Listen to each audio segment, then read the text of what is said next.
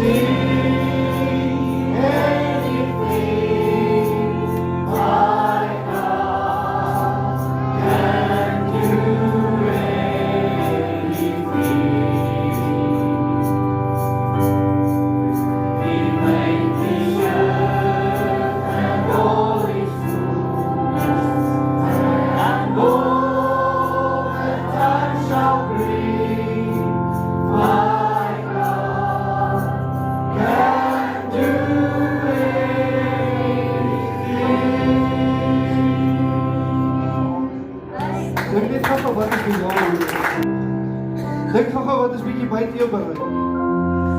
En dan sing jy dit weer en sê, my God can do anything. Wanneer jy nie kan hy.